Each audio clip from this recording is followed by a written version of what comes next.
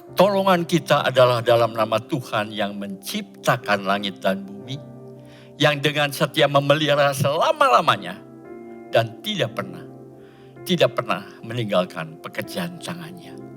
Oh, kami bersyukur Tuhan, betapa baiknya Engkau bagi kami, bagi keluarga kami. Engkau memelihara kami sepanjang minggu ini. Kami merasakan penyertaan Tuhan. Kami merasakan berkat daripada Engkau. Sehingga selayaknya kami datang untuk menyatakan syukur kami di dalam ibadah hari ini. Terima kasih Tuhan, terima kasih. Kami akan memulai ibadah kami. Biarlah Kau urapi song leader dan para pemain musik. Jadikan suatu kesatuan untuk memuliakan Tuhan. Dan biarlah kami sebagai jemaat Tuhan menyalurkan rasa syukur kami lewat pujian. Dan biarlah nama Tuhan yang dipuji dan dimuliakan. Kami juga berdoa untuk jemaat yang beribadah di rumah masing-masing. Oleh karena itu ya Tuhan, berikan kepada kami semua sinyal yang baik. Sehingga mereka bisa mengikuti ibadah ini secara maksimal. Karena Tuhan menolong mereka. Terima kasih Tuhan. Terima kasih. Sekali lagi kami akan memulai ibadah kami. Oleh karena itu pimpin ibadah kami. Dan biarlah setiap yang beribadah merasakan berkat Tuhan. Merasakan firman Tuhan yang meluruskan kehidupan kami semua. Dan rasa syukur kami yang kami salurkan lewat pujian. Kami buka ibadah ini dengan penuh rasa syukur. Hanya dalam nama Tuhan Yesus Kristus, Juru Selamat dan Penebus kami yang hidup. Amin. Salam sejahtera dari Tuhan Yesus Kristus bagi kita semua. Selamat pagi dan selamat datang di ibadah Jumat Agung Gereja Rehoboth Jemaat Berea. Saya sangat senang atas kehadiran Bapak dan Ibu saudara-saudari sekalian. Hari ini merupakan hari yang sangat spesial, karena kita akan memperingati hari kematian Tuhan Yesus di atas kayu salib. Bukan karena Ia berdosa, tetapi untuk menebus dosa saya dan saudara sekalian. Karena pengorbanannya, hari ini kita ada sebagai anak-anak Allah, pewaris kerajaan surga. Oleh karena itu, mari dengan segenap hati kita bersyukur dan memperingati kasih Tuhan Yesus yang sangat besar. Amin. Shalom Jemaat Rehoboth Berea yang dikasihi Tuhan. Hari ini kita akan sama-sama memperingati hari di mana Tuhan sudah membuktikan kasih-Nya bagi setiap kita. Haleluya. Terima kasih Tuhan Yesus, kami tahu cinta-Mu besar bagi kami dan pengorbanan-Mu sungguh luar biasa. Kami tidak akan pernah melupakan kebaikan-Mu, Tuhan Yesus.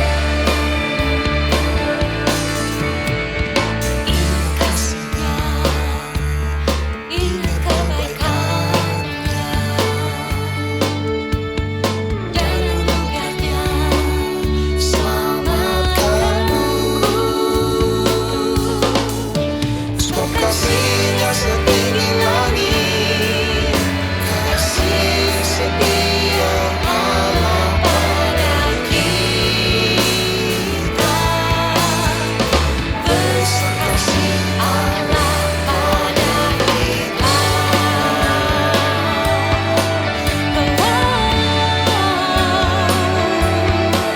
Thank you Jesus. Ingat kasih-Nya, ingat kasih-Nya, ingat kebaikan-Nya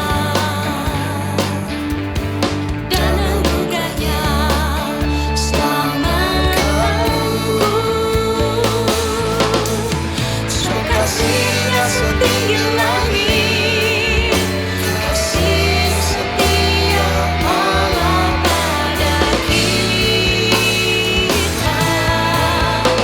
Besar kasih Allah pada kita. Ku takkan lupa kasih-Nya. Ku takkan lupa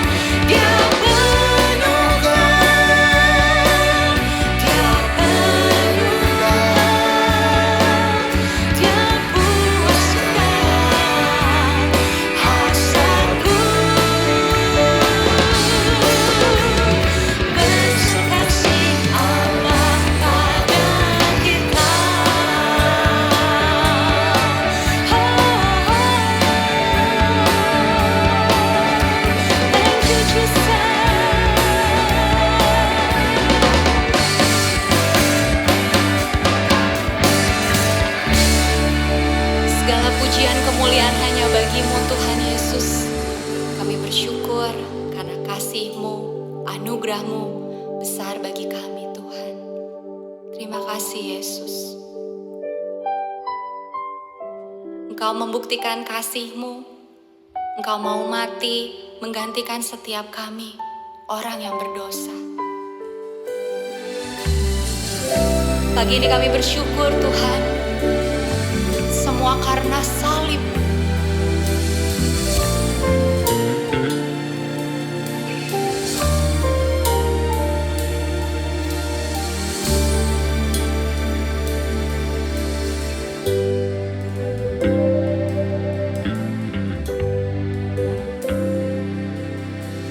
Hanya Kau Tuhan di hidupku.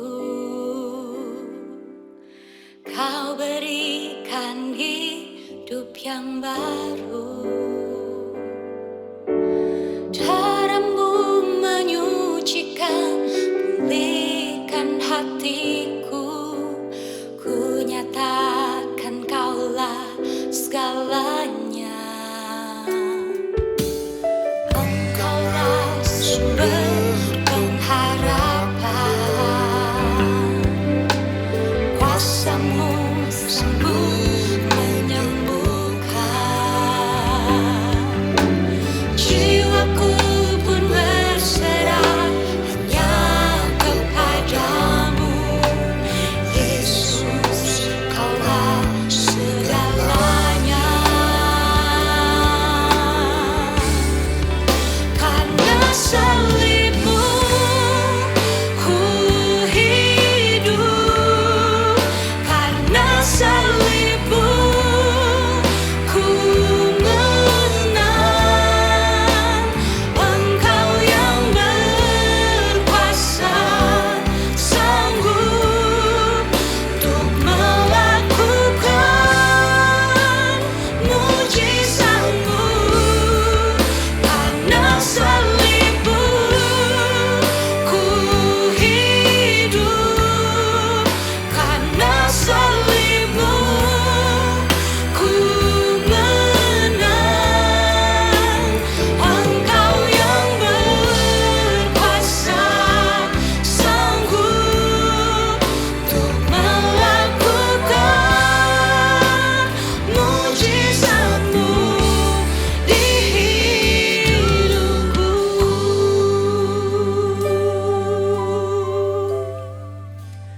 Semua hanya karena salib-Mu Tuhan.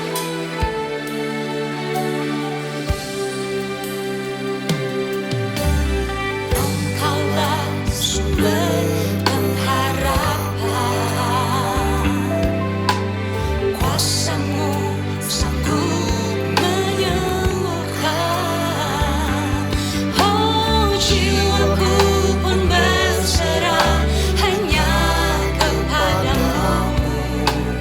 Yesus, Kaulah segalanya. Karena salib-Mu ku hidup. Karena salib-Mu ku menang. Engkau yang berkuasa, sanggup untuk melakukan mujizat-Mu di hidupku.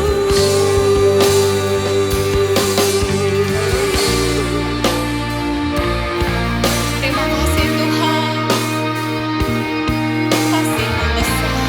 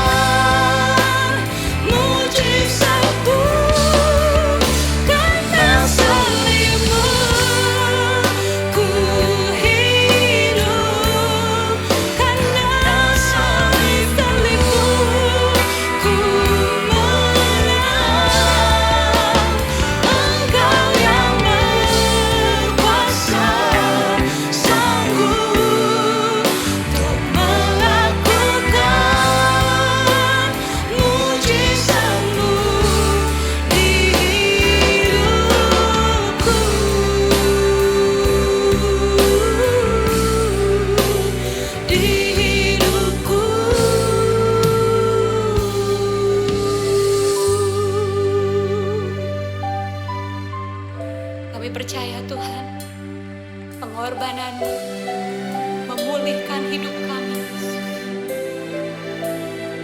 Terima kasih Tuhan Yesus.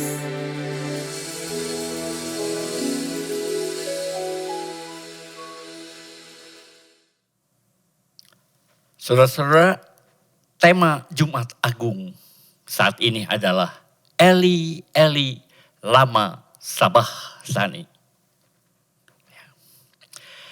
Ada 7 perkataan Yesus yang diucapkan di atas kayu salib. Yang pertama, ya Bapa, ampunilah mereka, sebab mereka tidak tahu apa yang mereka perbuat. Siapa itu mereka? Mereka adalah orang-orang yang menyalibkan Yesus. Yang kedua, sesungguhnya hari ini juga engkau akan ada bersama-sama dengan aku di dalam Firdaus. Engkau itu adalah si penjahat yang disalib di sebelah Yesus. Yang ketiga, perkataan Yesus adalah, Ibu, inilah anakmu. Yang dimaksud anakmu adalah Yohanes, murid Yesus yang termuda. Karena Yohanes tidak pernah menikah. Sehingga dia bisa mengurus Maria. Yang keempat, Allahku, Allahku, mengapa engkau meninggalkan aku? Yang kelima, aku haus. Yang keenam, sudah selesai. Yang ketujuh, ya Bapa, ke dalam tanganmu kuserahkan nyawaku. Itulah 7 perkataan Yesus di atas kayu salib. Hari ini kita akan merenungkan perkataan Yesus yang keempat. Allahku, Allahku, mengapa engkau meninggalkan aku? Dalam Matius 27 ayat 46 dikatakan, Eli, Eli, lama sabachthani. Dalam Markus 15 ayat 34 dikatakan, Eloi, Eloi, lama sabachthani. Tapi di perjanjian lama dalam Mazmur 22 ayat 2 dikatakan, Eli, Eli, lama asaphtani. Matius memakai bahasa Ibrani dan bahasa Aramaik. Eli, Eli itu, Allah itu dalam bahasa Ibrani. Sedangkan lama sabachthani adalah bahasa Aramaik. Markus seluruhnya memakai bahasa Aramaik. Daud seluruhnya memakai bahasa Ibrani.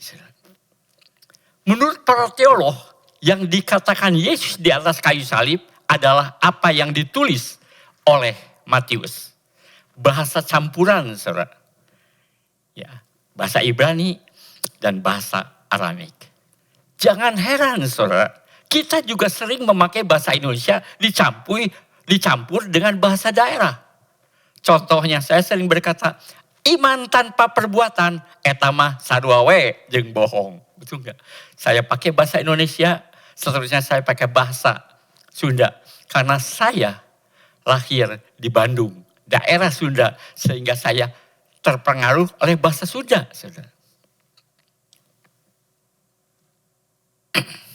Atau bahasa Indonesia kadang-kadang dicampur dengan bahasa Inggris. Misalnya, aduh benar-benar sorry nih ya. Dan jawabannya adalah, oke lah, gak apa-apa, gak apa-apa. Campur antara bahasa Inggris, sorry bahasa Inggris, dicampur dengan bahasa Indonesia. Tapi bagaimanapun faktanya, saudara, Bapa memang meninggalkan Yesus di atas kayu salib. Saya mulai berpikir, bukankah Allah itu maha hadir? Pada saat yang sama Allah hadir di mana saja. Demikian juga dengan Yesus. Bukankah Yesus adalah Allah dan Allah itu maha hadir?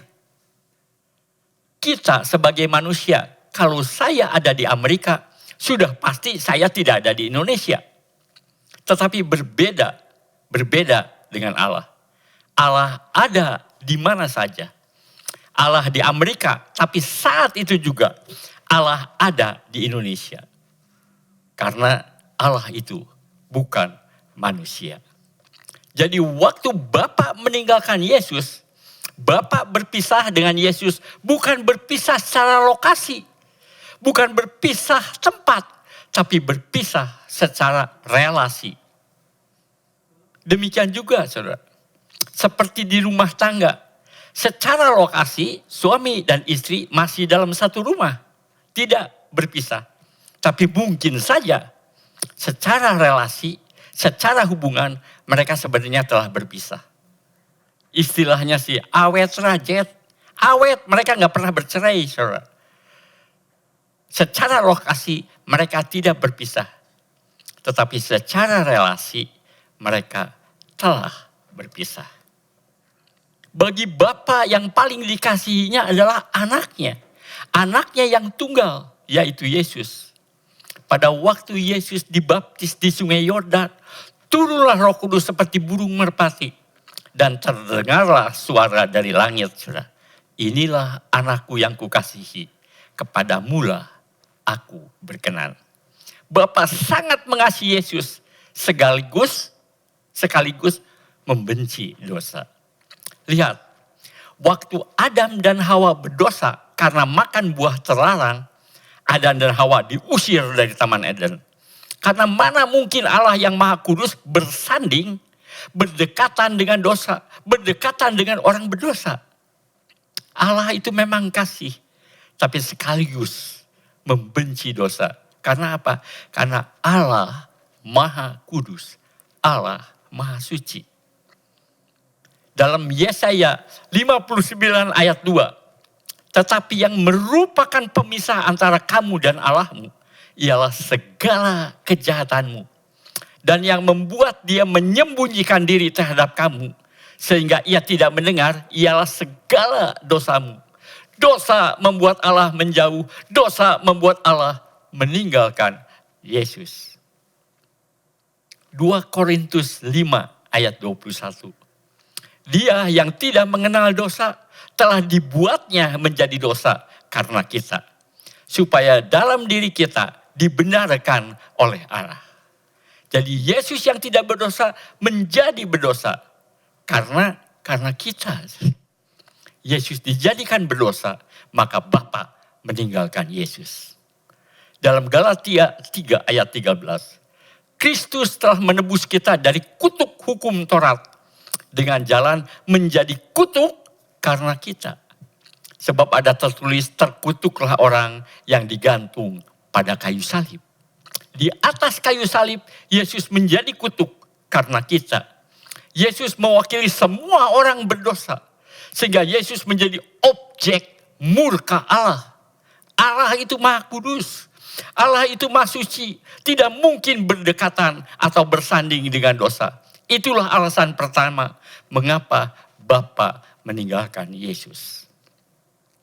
Saudara ingat, sebagai manusia Yesus begitu ketakutan ketika berdoa di Taman Getsemani.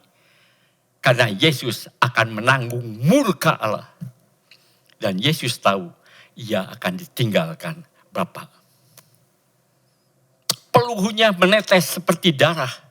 Karena sebelumnya sedetik pun Bapa tidak pernah meninggalkan dia. Tapi sekali lagi, di atas kayu salib, ia ditinggalkan Bapa. Jadi penderitaan Yesus sesungguhnya dimulai dari Taman Getsemani.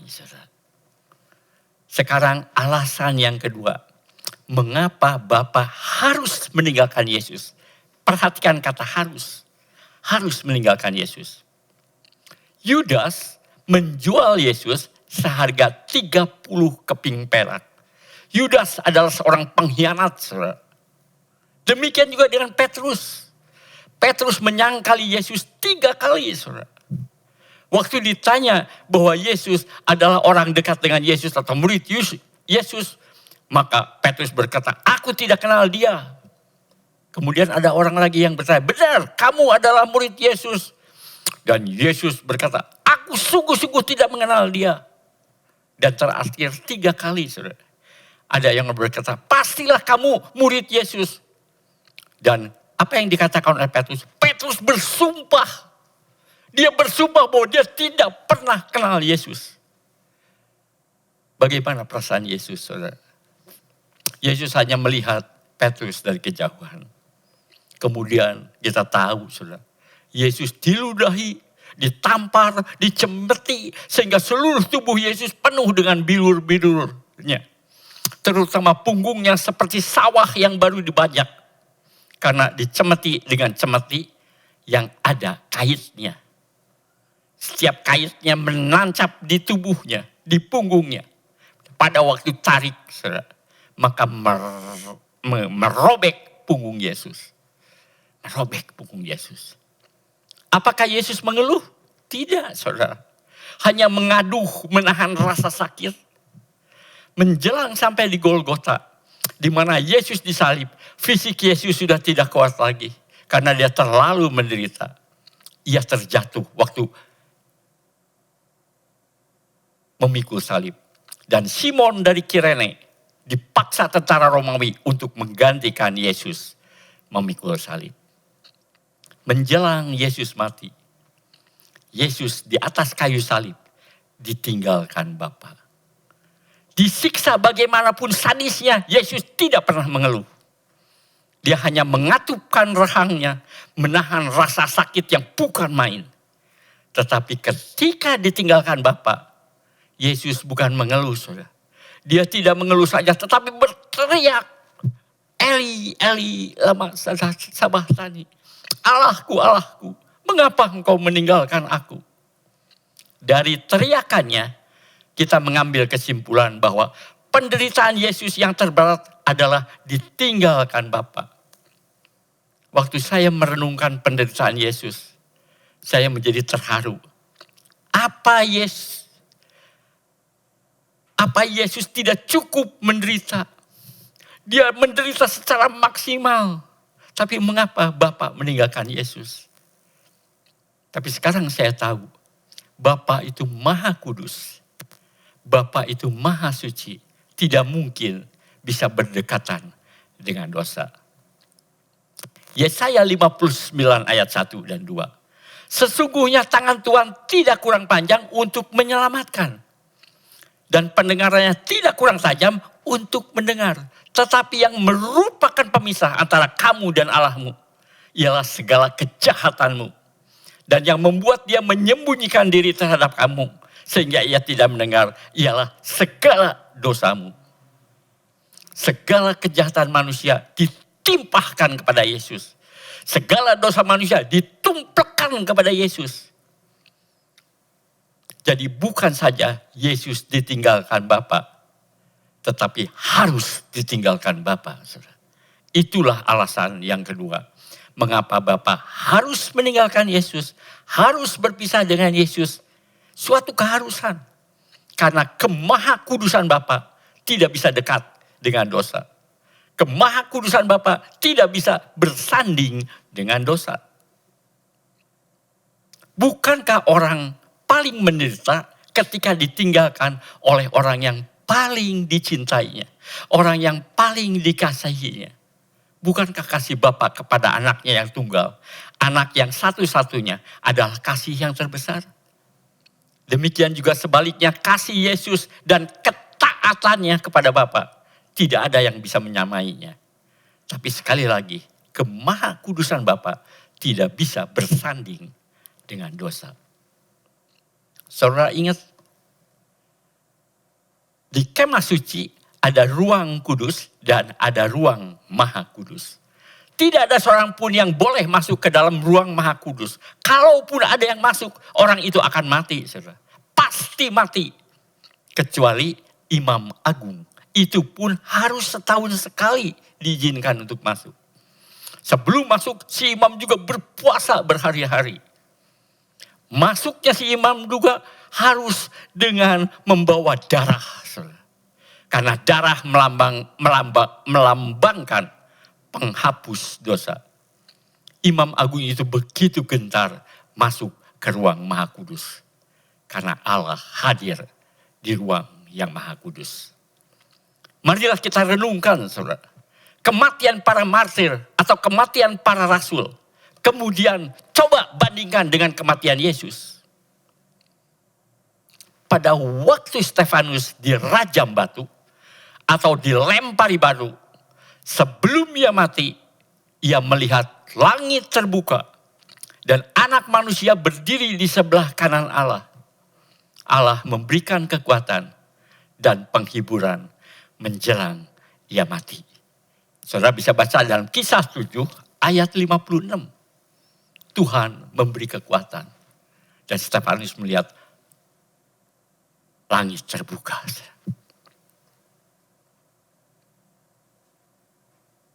Pada waktu Kaisar Nero membunuh orang-orang Kristen dengan melumuri tubuh mereka dengan ter atau aspal. Saudara. Untuk dijadikan apa, saudara? Untuk dibakar. Orang-orang Kristen dijadikan obor hidup, saudara. Hidup-hidup dibakar, saudara. Mereka mengalami kematian yang sangat mengerikan. Dan penderitaan yang bukan main, yang luar biasa, saudara. Malamnya, saudara, Nero tidak bisa tidur. Ia keluar, ia melihat mayat-mayat orang Kristen yang bergelimpangan, hitam, saudara. Karena dibakar, saudara. Karena jadi obor hidup. Dan ketika bulan menerangi mayat-mayat itu, melihat mayat-mayat itu, kelihatan mayat itu seperti tersenyum, saudara. Mereka mati dengan damai sejahtera. Yang membuat Kaisar Nero berteriak, ia merasa kalah, ia merasa gagal karena ia tidak dapat membuat orang Kristen mati dengan penuh ketakutan. Tidak, saudara. Tidak. Nero sudah merancang kematian orang Kristen yang paling sadis. Nero bisa saja membunuh mereka, tapi tidak dapat membuat mereka mati dalam ketakutan. Nero merasa kalah. Nero merasa gagal. Karena orang Kristen tidak takut yang disebut kematian. Pada waktu orang-orang Kristen mati dibakar hidup-hidup, Tuhan memberikan kekuatan kepada mereka. Tuhan melindungi mereka dari penderitaan dijadikan obor hidup. Mereka mati, tapi dengan wajah yang tersenyum. Satu lagi, saudara, Rasul Andreas beda lagi dengan para martir. Menjelang ia mati di Ethiopia, ia disalib, tapi salibnya berbentuk huruf X. Tidak seperti salib Yesus yang berbentuk seperti tambah, saudara. Kali ini berbentuk huruf X. Ia berkata kepada para penyiksanya, izinkan aku untuk berbicara dengan salib. Sudah lama aku merindukan Yesus, Tuhanku. Oleh karena itu ia berkata kepada salib, bawalah aku untuk segera menjumpainya. Menjelang kematian Andreas, ia merasa begitu dekat dengan Yesus. Hatinya begitu bersuka cita karena ia tahu sebentar lagi ia akan bertemu dengan junjungannya. Yesus yang adalah Tuhannya dan juga sahabatnya yang ia sangat merindukan. Sekarang coba lihat, saudara. Bandingkan dengan kematian Yesus. Di puncak penderitaannya, di atas kayu salib, ia berteriak, Allahku, Allahku, mengapa engkau meninggalkan aku? Yesus berteriak karena Yesus ditinggalkan sendirian. Tidak ada malaikat yang turun dari sorga yang memberikan kekuatan dan penghiburan kepadanya. Bahkan Bapa pun meninggalkannya. Bapa pun menjauhinya. Di puncak penderitaannya, ia sendirian, saudara. Berbeda dengan para martir, berbeda dengan Andreas, berbeda orang yang melayani Tuhan. Yesus menderita sampai mati karena kita, saudara. Karena kita, karena menanggung hukuman yang seharusnya jatuh pada kita. Jangan kita menyadarinya setelah kita ada di neraka, saudara. Percuma kalau sudah di neraka, sudah terlambat.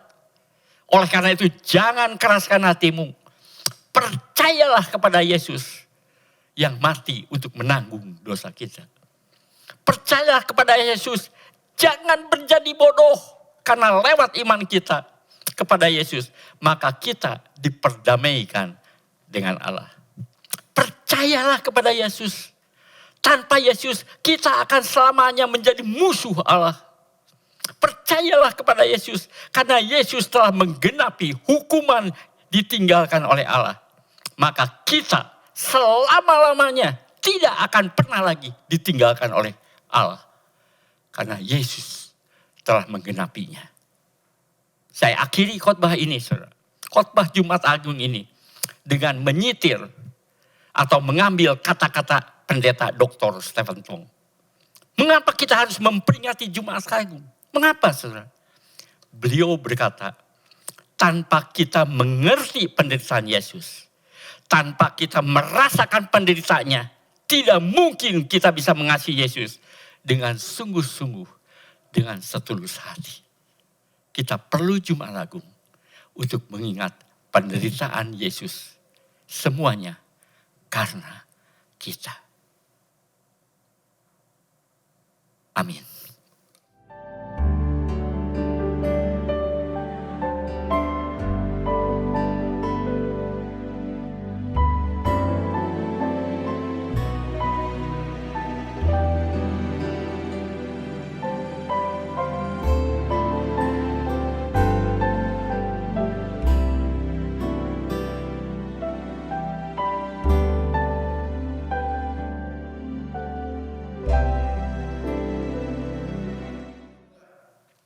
Sebentar kita akan menikmati perjamuan suci atau perjamuan kudus. Seperti saudara ketahui, perjamuan kudus bukan peraturan gereja. Perjamuan kudus adalah perintah daripada Tuhan Yesus.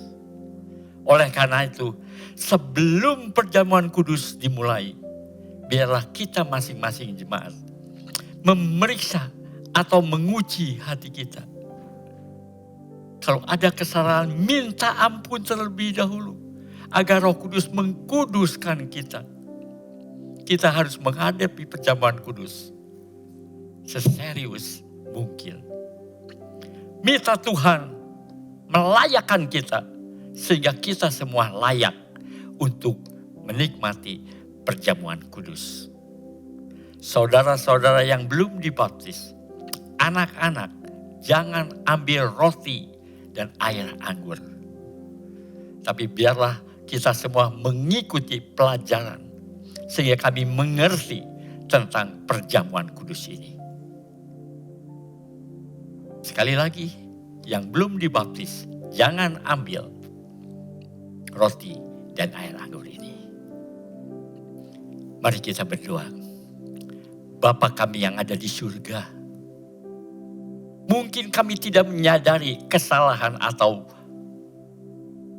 dosa yang kami perbuat.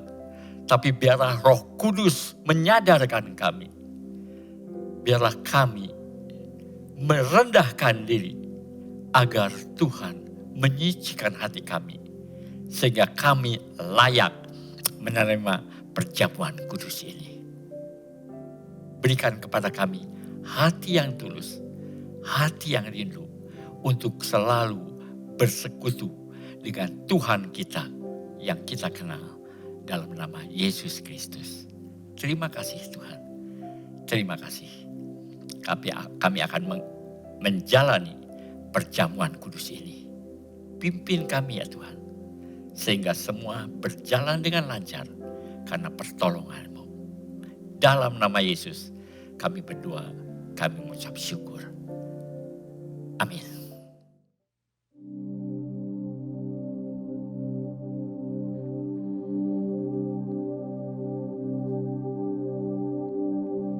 Precious blood has left me forgiven, pure like the whitest of snow, powerful to make sin and shame retreat. This covenant is making me whole, so I will rise and lift my head, for by His mercy my life was spared.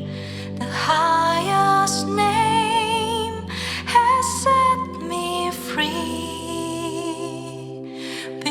Because of Jesus, my heart is clean.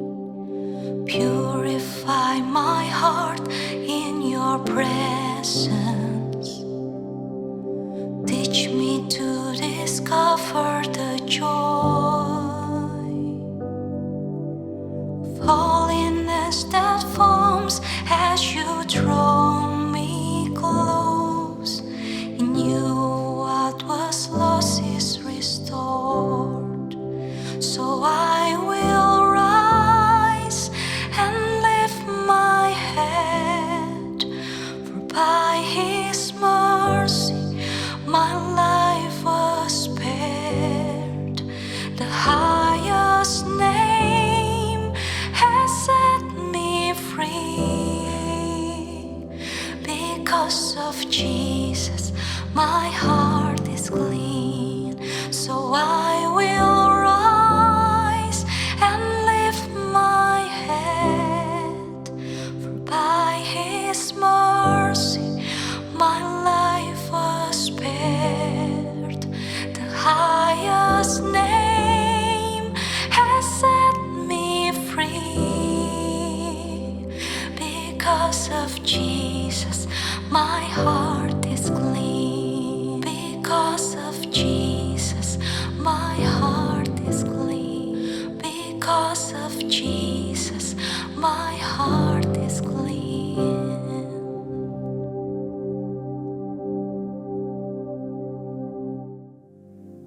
Sekarang angkat roti di atas kepala kita. So I will rise and lift my head, for by His mercy my life was spared. The highest name has set me free. Because of Jesus, my heart is clean. Dan ketika mereka sedang makan, Yesus mengambil roti, mengucap berkat atasnya, memecah-mecahkannya, lalu memberikannya kepada murid-muridnya dan berkata, "Ambillah, makanlah, inilah tubuhku yang diserahkan bagi kamu. Perbuatlah ini menjadi peringatan akan daku." Bukankah roti yang kita telah pecahkan adalah persekutuan dengan tubuh Kristus? Marilah kita makan dalam nama Tuhan Yesus Kristus. Amin.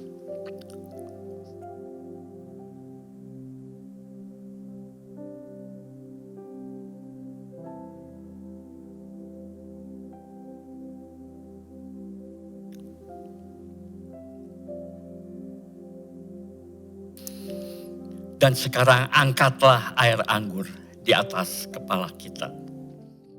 So I will rise and lift my head, for by His mercy my life was spared.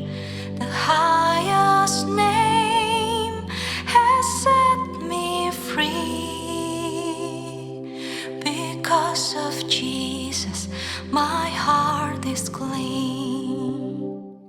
Sesudah makan ia mengambil cawan, mengucap syukur lalu memberikan kepada mereka dan berkata, "Cawan ini adalah perjanjian baru yang dimeteraikan oleh darahku.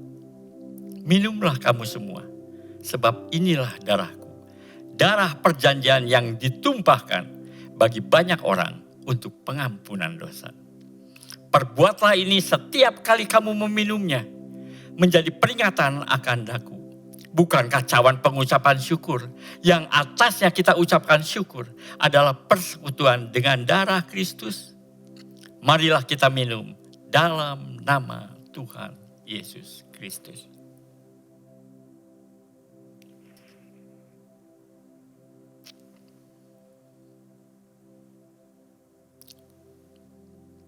Kita masuk dalam doa. Kami bersyukur Tuhan, betapa kami menikmati perjamuan suci ini. Perjamuan kudus ini yang diperintahkan oleh Tuhan Yesus. Sehingga kami bersekutu lebih dekat lagi. Kami lebih melekat lagi kepada Engkau. Biarlah perjamuan kudus ini mengikatkan kami akan selalu pengorbanan Yesus. Yesus menderita karena kami semua. Biarlah perjamuan kudus ini menyadarkan kita semua bahwa kita semua adalah tubuh Kristus. Sehingga kita bersama-sama melayani Tuhan. Sehingga ada persekutuan yang erat sebagai tubuh Kristus. Dan Yesuslah adalah kepala. Biarkan perjamuan kudus menyadarkan kami bahwa akan ada kedatangan Tuhan Yesus yang kedua kali. Oleh karena itu perhatikan hidup kami, jaga hidup kami. Karena segala sesuatu yang kami perbuat, kami harus pertanggungjawabkan di hadapan Tuhan Yesus. Terima kasih Tuhan. Terima kasih. Terima kasih. Dalam nama Tuhan Yesus Kristus, kami berdoa dan bersyukur.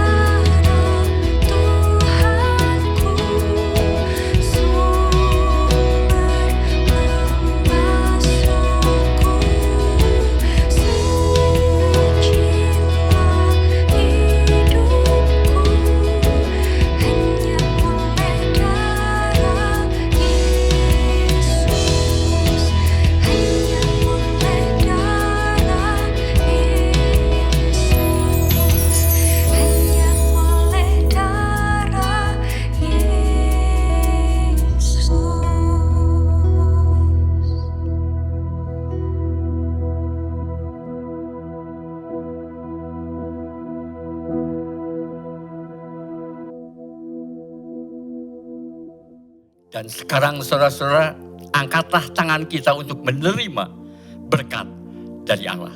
Kiranya berkat dari Allah Bapa, kasih karunia daripada Tuhan Yesus, dan persekutuannya Roh Kudus menyertai saudara-saudara dari pagi hari ini sampai Maranatha, kedatangan Tuhan Yesus yang kedua kali. Amin.